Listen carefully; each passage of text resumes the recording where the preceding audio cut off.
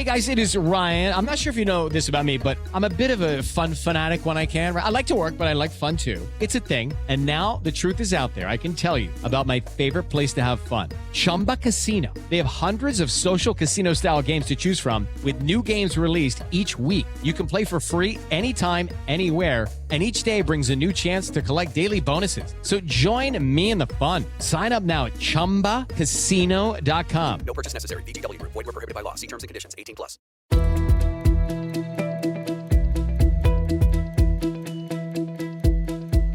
From powerful storms ripping through Texas to a greater number of tornadoes touching down across the Midwest, these are just a couple out of the many extreme weather occurrences that have happened over the last few months. While some may label these incidents as freak occurrences, others are hoping to find a deeper explanation by analyzing decades of observational data on weather patterns and severe weather systems. Many of these researchers are attribution scientists, a growing specialty that looks at whether and to what extent man-made climate change has contributed to the intensity or frequency of an extreme weather event. So you're able to go into, for example, a heat wave and say how much more likely that heat wave was because of carbon pollution in the atmosphere.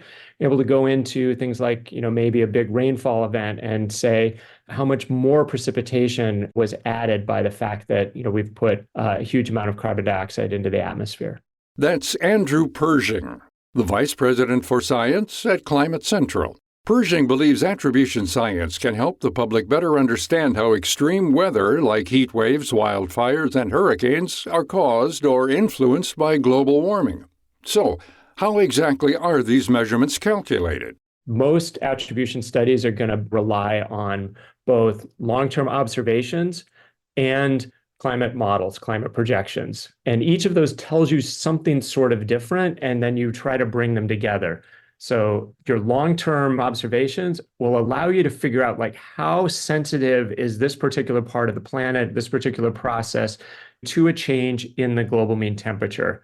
The climate models allow you to do something very specific where you can actually model the world if we hadn't put all of this extra CO2 and methane and all of the things that contribute to global warming. And you can play out what a planet would look like without those factors. And then you can do this very direct comparison between the occurrence or the frequency or the intensity of the process that you're studying in the current world versus this hypothetical counterfactual world where humans hadn't invented global warming. Jump back to 2021, and Viewpoints did a story about attribution science, but a lot has changed since then. There have been many advances in data processing technology, and scientists now have a better grasp of emerging focuses and challenges within the field. And it's not just an important tool for scientists and climate policy experts, but it's also being used to help individuals and countries affected by climate-related disasters. For years, plaintiffs in these legal cases were missing the evidence needed to prove that human-induced climate change worsened extreme weather outcomes. While these cases are now more common in the U.S. and Europe, Pershing highlights how some places, especially third world or developing countries, are unable to prove this connection. This is important because it's often these places who lack the infrastructure and resources to best cushion themselves against climate change. As a result, they're disproportionately affected, even though they've historically contributed the least to carbon dioxide emissions. I had a really interesting conversation with a colleague from Africa a few years ago about this, about the loss and damage issues. And her concern was in some ways the opposite, that you could have a situation where you only could make damage claims if you had an attribution study and had very concrete quantitative attribution. And her worry was that a lot of countries in Africa and other places around the world don't have good long-term data sets like we do in the US and Canada and Europe. And if you don't have that long-term data, it's very hard to do the attribution work. And so the challenge is there are many more impacts on the world than there are impacts where we're going to actually be able to go in and do these calculations on. In addition, there are also some extreme weather events that are much harder to study. Take tornadoes. Scientists don't have enough long-term data mapping tornadoes' frequency and severity. Without this information, it's difficult to create simulation models on how today's tornadoes compare to those of the past. It's very hard to put together a time series of tornadoes or maps of tornadoes. I mean, there is some data, but it's nowhere near the quality of the data that we have when we're dealing with temperature.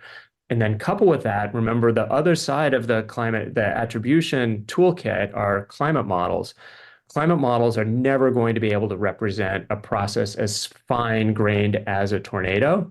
It's very hard to do that calculation. So, that's what I mean. There are going to be damages and processes that we're just not going to be able to do, or it's going to be very hard, or maybe decades away.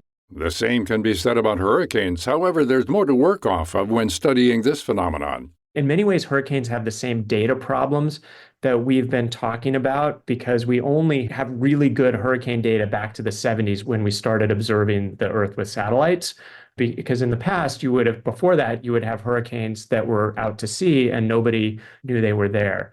So the hurricane statistics are not fantastic, but we know the physics behind hurricanes really, really well. And so you can actually do really good attribution for hurricanes using ocean temperature as the driver. And so you look at the attributable change in the ocean temperature and then project that into how much stronger the storm would be. So there was a study of Hurricane Ian in 2022 that happened, I believe, a day after landfall that showed that there was 10% more water or 10% more rainfall because of climate change. What attribution scientists can study really well are events like heat waves, drought, and wildfires. Research from the National Academy of Sciences shows that last year, climate change doubled the area burned by wildfires in the western part of the U.S.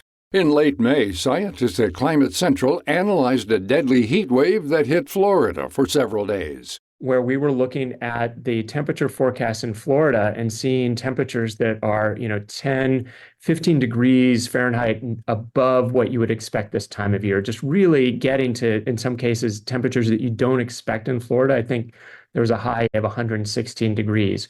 We were able to go in with some of our tools and we could say that those temperatures are at minimum 5 times more likely because of climate change. And so this is an event that would be very hard to imagine in a world that didn't have climate change. And part of the reason we're able to do that is because it's temperature, which temperature we have really good data, we have really good forecasts, and we have really good climate projections.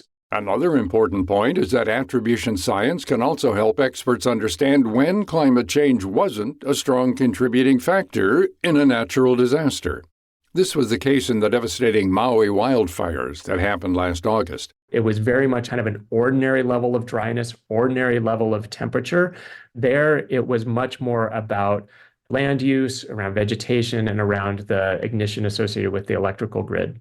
From wildfires to hurricanes to extreme heat, each cost billions of dollars every year and lead to countless deaths. Attribution science has the ability to help people better visualize the real-time effects of climate change and the continuing consequences if we stay on this course. Looking ahead, the field will only improve as more data pours in and technology improves. To find out more about this topic and our guest, Andrew Pershing, head to viewpointsradio.org. This segment was written by our executive producer, Amira Zaveri. Our studio manager is Jason Dickey. I'm Gary Price.